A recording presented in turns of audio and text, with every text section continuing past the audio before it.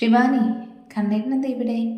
പെട്ടെന്ന് കണ്ണൻ്റെയും ശിവാനിയുടെയും ശബ്ദം റൂമിൻ്റെ പുറത്തു നിന്ന് കേട്ടതും ഷിയ കണ്ണമർത്തി തുടച്ച ചിരി മുഖത്തണിഞ്ഞ് പുറത്തേക്ക് ഇറങ്ങി. ചേച്ചി, ഇതാ ഫോൺ, ഇതിൽ കുറച്ച് ഫോട്ടോസ് വന്നിട്ടുണ്ട്.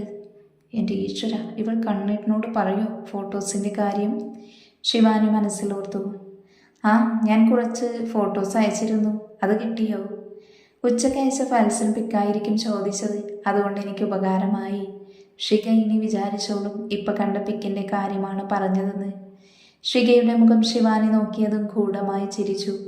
അവൾ അത് തന്നെയാണ് വിചാരിച്ചിരിക്കുന്നത്. എന്തായാലും എൻ്റെ പ്ലാൻ വിജയിച്ചു. ഷിക പെട്ടെന്ന് അവിടെ നിന്ന് പോവാൻ നിന്നതും കണ്ണൻ അവളെ വിളിച്ചു. എന്താ? എനിക്ക് കടുപ്പത്തിലൊരു ചായ കൊണ്ടുവാ. എന്തിനു കണ്ണേട്ട് അവളോട് പറഞ്ഞത്? എന്നോട് പറഞ്ഞാൽ മതിയായിരുന്നല്ലോ. അച്ഛമ്മ എവിടെ? അകത്തുണ്ട്. അവൻ അവളെ നോക്കാതെ പോയതും അവൾ ദേഷ്യത്തിൽ വിറച്ചു. ഇല്ല കണ്ണേട്ട, ഷികയെ നിങ്ങൾക്ക് കിട്ടില്ല. എത്ര കാത്തിരുന്നാലും. കണ്ണേട്ടൻ്റെ കൈകൊള്ളുന്ന താലി ഈ ശിവാനിയുടെ കഴുത്തിൽ വീഴാൻ പോകുന്നത്. അവൾ അവൻ പോയ വഴിയെ നോക്കി അടുക്കളയിലേക്ക് നടന്നു. ഷിക, ആ ചായ ഇങ്ങോട്ട് താ. ഞാൻ കൊണ്ടുവരാം ചേച്ചി, ഇപ്പോൾ ആവും. ഞാൻ കൊണ്ടുപോയി എൻ്റെ ചെക്കൻ്റെ അടുത്തേക്ക്. അതോ നിനക്കിപ്പോഴും കണ്ണേട്ടൻ്റെ മേൽ കണ്ണുണ്ടോ? ഉണ്ടെങ്കിൽ മോൾ അത് വിട്ടേക്ക്. ഇപ്പൊ കണ്ണേട്ടൻ വന്നിരിക്കുന്നത് എൻ്റെയും കണ്ണേട്ടൻ്റെയും വിവാഹത്തിന് തീരുമാനമെടുക്കാനാ. പിന്നെ നിന്നോട് വേറൊരു കാര്യം എനിക്ക് പറയാനുള്ളത്. ക്യാഷിൻ്റെ കാര്യമാണ്. കണ്ണേട്ടൻ പണം തരാമെന്ന് പറഞ്ഞ് ക്യാഷിൻ്റെ കയ്യിൽ തന്നിട്ടുണ്ട്. പക്ഷെ കണ്ണേട്ടൻ ഒരു കണ്ടീഷൻ വെച്ചിട്ടുണ്ട്. സത്യമാണോ ചേച്ചി? പണം കണ്ണേട്ടൻ തരുമോ? തന്നു. ആശ്വാസമായി. നാളെ തന്നെ മുഴുവൻ പണം അടച്ച് തീർക്കാം. അല്ല, കണ്ണേട്ടൻ വെച്ച കണ്ടീഷൻ നിനക്ക് കേൾക്കണ്ടേ? അതെന്താണെങ്കിലും ഞാൻ അനുസരിക്കും. ചേച്ചി പറ. എൻ്റെയും കണ്ണേട്ടൻ്റെയും വിവാഹത്തിൻ്റെ അന്ന് നീ ഇവിടെ നിന്ന് മാറി നിൽക്കണം. പിന്നെ കുറച്ച് നാൾ കഴിഞ്ഞ് നീ ഇങ്ങോട്ടേക്ക് വരാൻ പാടുള്ളൂ. ചേച്ചി, അപ്പം എനിക്ക് നിങ്ങളുടെ കല്യാണം കൂടണ്ടേ? അതെനിക്കും കണ്ണേട്ടനും ഇഷ്ടമില്ല. ചേച്ചി, പക്ഷേ നീ ഈ കണ്ടീഷൻ അനുസരിക്കുകയാണെങ്കിൽ നിനക്ക് ഈ പണം തരും. അല്ലെങ്കിൽ നീ വേറെ വഴി നോക്കിക്കോ. ഇന്ന് മുഴുവൻ സമയം നിനക്ക് തരാം, ആലോചിക്ക്. ശിവാനി ഷികയെ മറികടന്ന് ചായയും കൊണ്ട് പോയതും അവൾ ആലോചനയോടെ നിന്നു. വിവാഹത്തിന് ഞാൻ ഇല്ലാതിരിക്കേണ്ടത് കണ്ണീരിൻ്റെ ആവശ്യമാണോ? ആയിരിക്കും. മാറി നിൽക്കാം, അതെൻ്റെയും കൂടെ ആവശ്യമാണ്. എനിക്ക് പറ്റില്ല എൻ്റെ ചെകുത്താൻ എൻ്റെ ചേച്ചിയുടെ കഴുത്തിൽ താലി ചാർത്തുന്നത് കാണാൻ. പിന്നെയും അവൾ എന്തൊക്കെയോ ആലോചിച്ച് നിന്നു. അച്ഛനെന്താ വരാൻ പറഞ്ഞത്? വിവാഹം വേഗം നടത്തണം, അതും ഒരാഴ്ചയ്ക്കുള്ളിൽ. ഇത്ര നേരത്തെ? ഷികയുടെ ജാതകം നോക്കിയപ്പോൾ കുട്ടിക്ക് ദോഷകാലമാ, അതുകൊണ്ട് വേഗം നടത്തണം. അവളോട് കൂടെ ചോദിച്ചിട്ട് അവൾക്ക് മോനെ അത്രയ്ക്ക് ഇഷ്ടമാണ്. അതുകൊണ്ട് വിവാഹത്തിൻ്റെ അന്ന് അവൾ അറിഞ്ഞാൽ മതി മോനാണ് വരനെന്ന്. മോൻ ഈ കാര്യത്തിൽ എതിര് പറയരുത്. അച്ഛമ്മയുടെ ഇഷ്ടം പോലെ. പക്ഷെ ശിവാനിയോട് ഞങ്ങൾക്ക് മുൻപേ വേണ്ടേ? എനിക്കിപ്പോൾ വേണ്ട കണ്ണേട്ട, അതുകൊണ്ട് നിർബന്ധിക്കരുത്.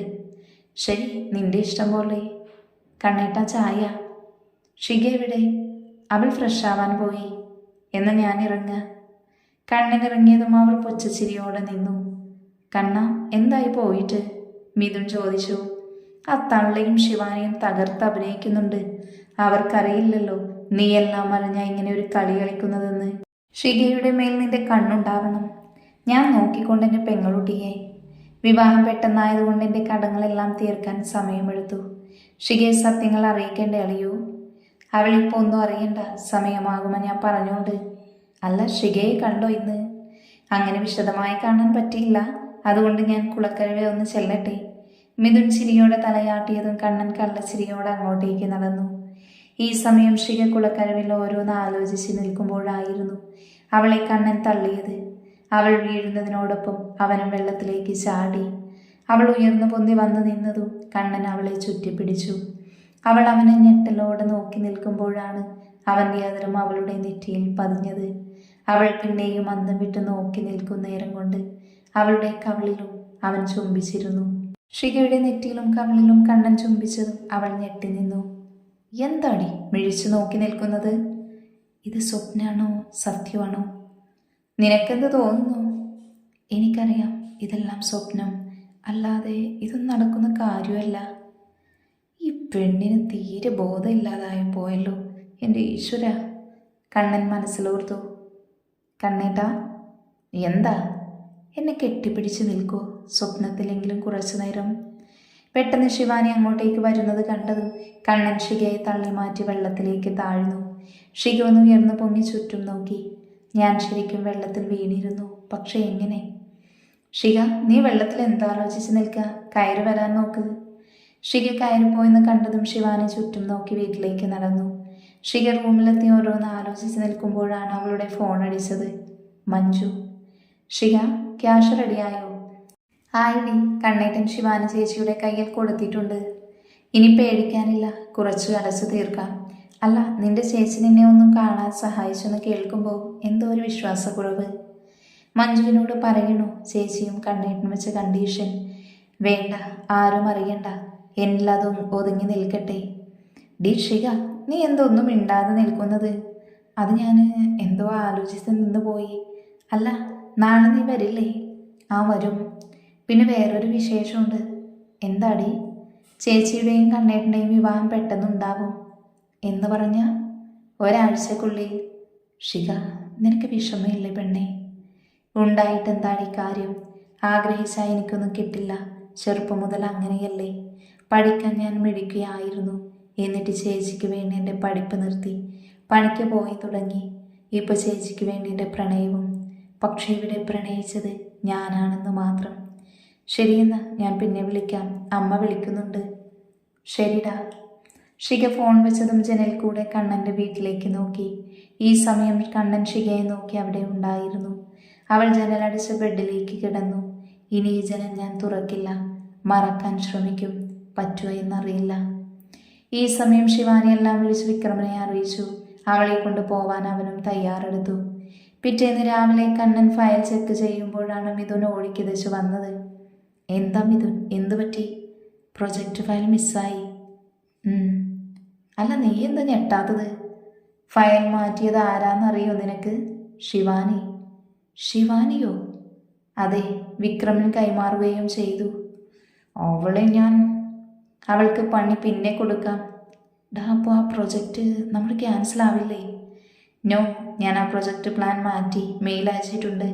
അതുകൊണ്ട് നമുക്ക് തന്നെ ആ പ്രൊജക്റ്റ് കിട്ടും. നിന്നെ ഞാൻ സമ്മതിച്ചിരിക്കുന്നു. അല്ല, ശിവാനിക്ക് എന്ത് പണിയാണ് നീ കൊടുക്കാൻ പോകുന്നത്? അവൾക്കുള്ള പണി അവനാ, രാജ്. അവനെ പറ്റിച്ചല്ല ഇങ്ങോട്ടേക്ക് വന്നത്. അതെ, അതുകൊണ്ട് അവൾക്കുള്ള പണി അവൻ തന്നെ കൊടുക്കട്ടെ. പിന്നെ എൻ്റെ പണി വൈകാതെ അവൾക്ക് കിട്ടും. ഈ സമയം ഷിക ഡ്രസ്സ് സെക്ഷൻ നിൽക്കുമ്പോഴാണ് ആരവ് അങ്ങോട്ടേക്ക് വന്നത്. ഷിക. എന്ത് സർ? എനിക്ക് ഇമ്പോർട്ടൻസ് ആയിട്ടൊരു കാര്യം സംസാരിക്കാനുണ്ടായിരുന്നു. എന്താ സർ? തന്നെ ഞാൻ വിവാഹം കഴിച്ചോട്ടെ, അത്രയ്ക്ക് ഇഷ്ടമായതുകൊണ്ടാണ്. മറുപടി പോസിറ്റീവാണെന്ന് വിശ്വസിക്കുന്നു. അവൻ അത് പറഞ്ഞ് അവളുടെ മുഖത്ത് തട്ടിപ്പോയതും അവൾ തിരിഞ്ഞതും കണ്ണനെ കണ്ട് ഞെട്ടി. അവൻ്റെ ദേഷ്യത്തോടെയുള്ള വലിഞ്ഞ മുറുകിയ മുഖം കണ്ടതും അവൾ വിയർത്തു നിന്നു. കണ്ണേട്ടൻ എന്താ ഇവിടെ? എന്തെങ്കിലും വാങ്ങാൻ വന്നതാണോ? ഷിക വിറയിലൂടെ ചോദിച്ചു. വാങ്ങാനല്ലാതെ സാധാരണ ആളുകൾ എന്തിനാടി ഇവിടെ വരുന്നത്? എന്താ കണ്ണേട്ടന് വേണ്ടത്? ഞാൻ എടുത്തു തരാം. അവൻ എന്താ പറഞ്ഞത്? പറഞ്ഞതപ്പോൾ കണ്ണേട്ടൻ കേട്ടില്ലേ? ഷിക മനസ്സിലോർത്തു. അത് വർക്കിൻ്റെ കാര്യം. കള്ളം പറയണ്ട, ഞാൻ കേട്ടു. അത് അവന് നിനക്ക് ഇഷ്ടമാണോ? ഇഷ്ടമില്ലാതിരിക്കാൻ കാരണമൊന്നുമില്ല. പൊന്നുപോലെ നോക്കും. പക്ഷേ ഇത്ര വലിയ ആളുകളുടെ വീട്ടിലേക്കൊന്നും ഞാൻ പോവില്ല. എനിക്കൊരു പാവപ്പെട്ടവനെ മതി. അല്ല കണ്ണേട്ട, കല്യാണം എവിടെ വരെ എത്തി? ഒരാഴ്ച കൂടെ. പിന്നെ പണം അടച്ചു തീർക്കാൻ കുറച്ച് സമയം തരണം, അല്ലാതെ എനിക്ക് പറ്റില്ല. 1 വർഷം, അത്രയും കണ്ണേട്ടന് എനിക്ക് സമയം തരണം. പറ്റില്ലെന്ന് മാത്രം പറയരുത്. ഞാൻ ചോദിച്ചാൽ തരില്ലെന്ന് വിചാരിച്ചു. പക്ഷെ ശിവാനി ചേച്ചിയുടെ കയ്യിൽ പണം കൊടുത്തു എന്ന് കേട്ടപ്പോൾ സന്തോഷം തോന്നി. എന്നോട് ദേഷ്യമുണ്ടോ കണ്ണേട്ട? പുറകെ നടന്ന് ശല്യപ്പെടുത്തിയതിന്. പൊട്ട ബുദ്ധിക്ക് ഞാൻ കണ്ണേട്ടനെ കുറച്ചുനാൾ ശല്യപ്പെടുത്തി. അതിന് ഞാൻ മാപ്പ് ചോദിക്കാം. ഇനി കണ്ണേട്ടൻ എൻ്റെ ചേച്ചിയുടെ ഭർത്താവിൻ്റെ സ്ഥാനത്ത് തന്നെ ആയിരിക്കും. ഇതെല്ലാം ഒരു നിമിഷം ഷിക മനസ്സിലോർത്തു. ഷിക, ഇവിടെ നിൽക്കാണോ? അവിടെ നിന്നെ തിരക്കുന്നു. കണ്ണേട്ട, ഞാൻ അങ്ങോട്ട് ചെല്ലട്ടെ? അവൾ വേഗം പോയതും കണ്ണനെ ആരവിൻ്റെ അടുത്തേക്ക് നടന്നു. ആരവ്, ഋഷി, നീ ഇവിടെ? നിന്നോട് കുറിച്ച് സംസാരിക്കണം. എന്താടാ? ഷികയെ നിനക്ക് ഇഷ്ടമാണോ? അവളെപ്പോലൊരു പെൺകുട്ടി ആരാ ആഗ്രഹിക്കാത്തത്? അല്ല, നീ ഷികയുടെ സിസ്റ്ററെയല്ലേ സ്നേഹിക്കുന്നത്? മാരേജ് അടുത്തെന്ന് കേട്ടു. ഞാൻ സ്നേഹിക്കുന്നത് ശിവാനിയല്ല, ഷികയെയാണ്. പക്ഷെ അവൾക്കതറിയില്ല. പിന്നെ അവൻ ഇതുവരെ നടന്നതെല്ലാം പറഞ്ഞു. സ്വന്തം ചേച്ചി തന്നെ അനിയത്തിയോട് ഇങ്ങനെയൊക്കെ ചെയ്യൂ. അവൾക്കതിന് രക്തബന്ധത്തിന് വിലയൊന്നുമില്ല. അവൾക്ക് ജീവിക്കണം ആർഭാടമായി. അതിനുവേണ്ടി എന്ത് കളിയും അവൾ കളിക്കും. ഇപ്പോൾ തന്നെ എൻ്റെ ശത്രുവിൻ്റെ കൂടെയാ അവള്. ഇനി നീ എന്താ ചെയ്യാൻ പോകുന്നത്? അതൊക്കെ ഉണ്ട്. അതിനു മുൻപ് വേറെ ചിലരെ കാണാനുണ്ട്. അല്ല, നീ ഷികയുടെ കാര്യമൊന്നും പറഞ്ഞില്ല. അവൾ നിന്നെയാ സ്നേഹിക്കുന്നത്. അതുകൊണ്ട് നിങ്ങളോ ഒന്നിക്കേണ്ടത്. താങ്ക്സ് ഡാ. എന്നാ ശരി, ഞാൻ ഇറങ്ങട്ടെ, പിന്നെ കാണാം. ഈ സമയം ആരവ് ഫോണെടുത്ത് വിക്രം എന്ന നമ്പറിലേക്ക് കോളാക്കി. എന്താ ആരവ്? ഋഷി എല്ലാം അറിഞ്ഞു. എങ്ങനെ? പിന്നെ ഇതുവരെ നടന്നത് അവനോട് പറഞ്ഞു. ഇനി നീ സൂക്ഷിക്കണം വിക്രം. അത് ഞാൻ നോക്കിക്കൊണ്ട്, നീ വെച്ചോ. ആരവ് കോള് കട്ടാക്കിയതും ഗൂഢമായി ചിരിച്ചു. ഈ സമയം ഒരാൾ അവൻ കാണാതെ പുറത്തേക്ക് പോയിരുന്നു. ഷിക. എന്താ മഞ്ജു, നീ എന്താലോചിച്ച് നിൽക്കുക? ഒരാഴ്ച കഴിഞ്ഞ ചേച്ചിയുടെ വിവാഹം. ആർഭാടായിട്ടാണോടി? ഒന്നും എനിക്കറിയില്ല. ആരും എന്നോടൊന്നും പറയാനും നിൽക്കുന്നില്ല. പക്ഷേ എനിക്ക് ചേച്ചിക്കും കണ്ണേട്ടനും എന്തെങ്കിലും വാങ്ങിക്കൊടുക്കണം. എന്തിനാ? അവർ വലിച്ചെറിഞ്ഞ് കളയുന്നത് കാണാനോ? എൻ്റെ പെണ്ണെ, നീ ഒന്നും വാങ്ങാനിപ്പോൾ നിൽക്കണ്ട. അവരുടെ മാരേജ് കഴിഞ്ഞിട്ട് എന്തെങ്കിലും കൊടുക്കാം. അപ്പോൾ വലിച്ചെറിഞ്ഞ് കളഞ്ഞാൽ നല്ലത് നമുക്ക് കൊടുക്കാം. നീ എൻ്റെ കൂടെ വരുമോ? വൈകിട്ടൊരു സ്ഥലം വരെ.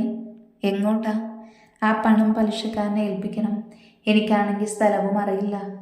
ഞാൻ വരാം, നീ ഒറ്റയ്ക്ക് പോവേണ്ട. എന്നാൽ നിന്റെ വർക്ക് നടക്കട്ടെ, എനിക്ക് സ്റ്റോക്ക് ചെക്ക് ചെയ്യാനുണ്ട്. ഷിക.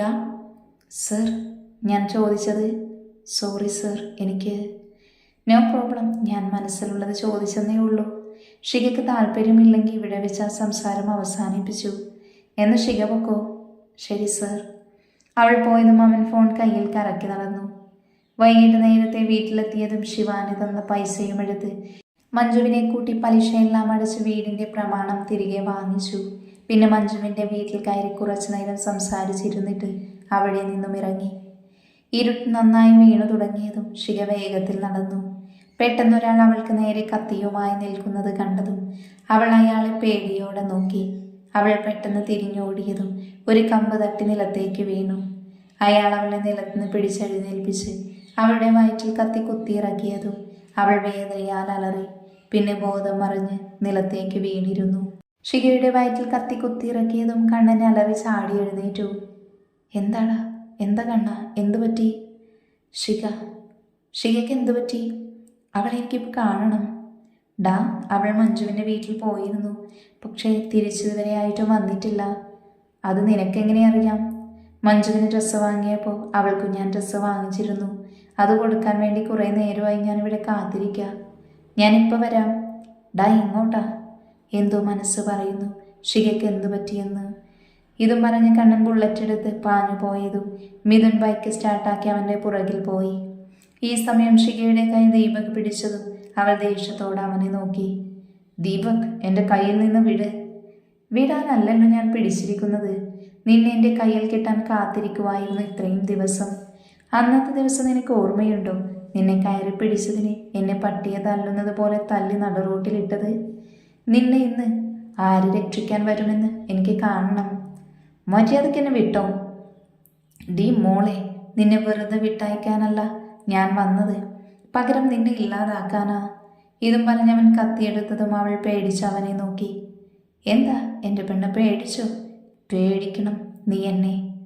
അവൾ പുച്ഛിച്ച് ചിരിച്ചതും അവൻ കത്തി അവളുടെ കഴുത്തിലേക്ക് വെച്ചു. എന്താടി നിനക്ക് പുച്ഛം?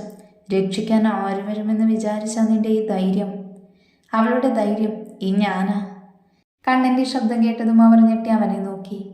വന്നു ഋഷി രക്ഷകൻ. അവളെ വിട്. നീ പറയുമ്പോൾ വിടാൻ ഞാനാരാ? നിന്റെ അടിമയോ? എന്ന് അവളെ കൊല്ല്. അത് നീ പറയേണ്ട ആവശ്യമില്ല. എനിക്കറിയാം ഇവളെ ഇല്ലാതാക്കാൻ. എന്നാ വേഗം. ദേ, എൻ്റെ അടുത്തേക്ക് വരണ്ട. ഞാനിവളെ കൊല്ലും. കണ്ണ വേണ്ട, അവൻ എന്തെങ്കിലും ഷികയെ ചെയ്യും.